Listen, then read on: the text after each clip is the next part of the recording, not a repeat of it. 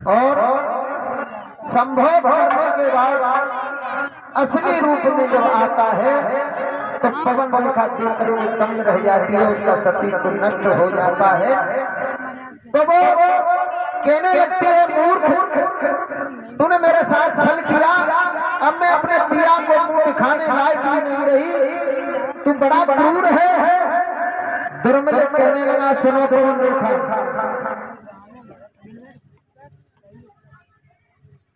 तुम्हारे कोई संतान नहीं थी, इसलिए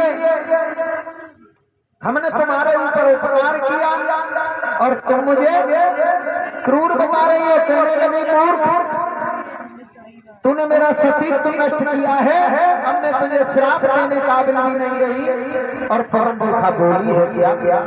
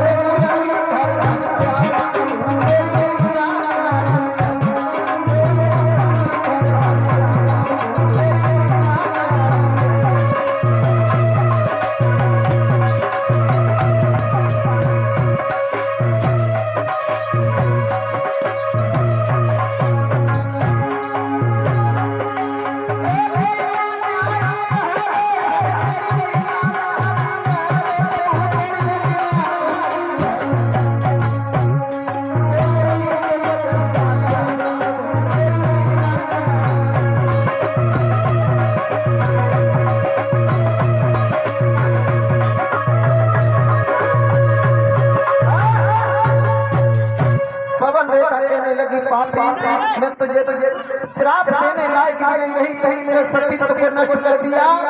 दुर्मिल कहने लगा, पवन, तुम्हें नहीं मालूम है, मैंने तुम्हारा सतीत्व जरूर नष्ट किया है, लेकिन तुम्हारी उजड़ी ही को हरा भरा कर दिया है। तुम्हें पता है तुम्हारे कैसी संतान होगी? पवन रेखा कहने लगी, कभी ने तेरे जैसी लुच्चा लफंगा होगी। और कैसी होगी? कहने लगा, नाना नाना सुनो। और बोला है,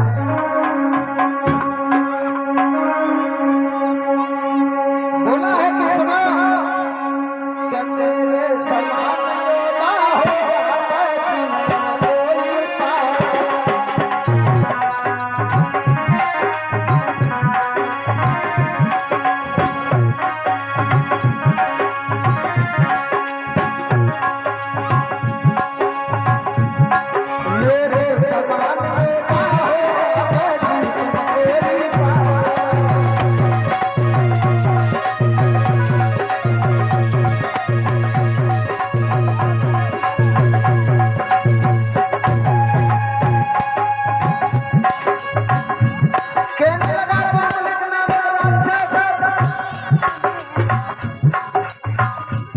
इतना पता है मेरे समान योगा होगा।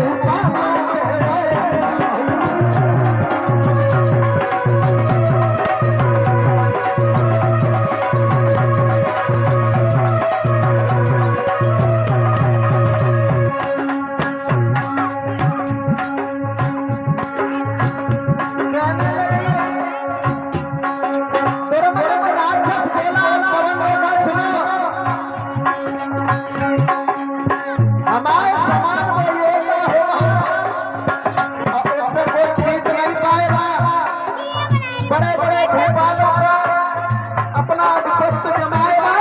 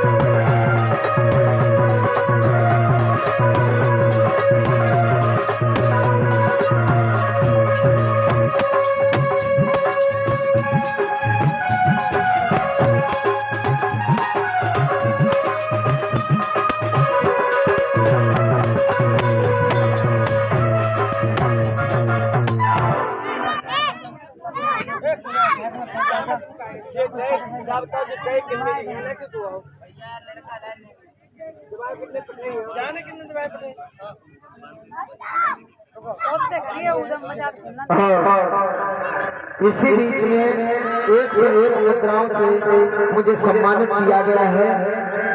देव यादव ये नीरज के सुपुत्र देव, इन्होंने एक मुद्राओं से सम्मानित किया है।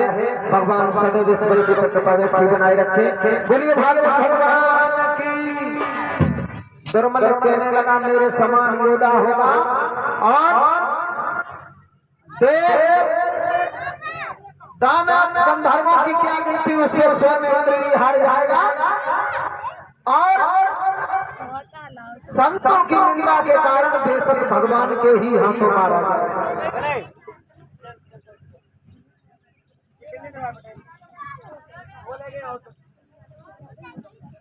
भगवान के हाथ मारा जाएगा। इतना कहने के बाद दुर्मल का अंतर ध्यान हो गया। पवन रेखा रोती हुई इधर उधर ढूंढ रही है सखियों को। सखियां जब मिली है पवन रेखा धीरे धीरे घर पे आती है। समय बीतता जाता है, श्रोताओं पवन रेखा गर्भवती हो जाती है और जब समय आया तो गर्भवती होने के बाद जैसे ही मासिक गर्भ श्राद्ध नजदीक आया तो एक भयंकर पुत्र ने जन्म लिया।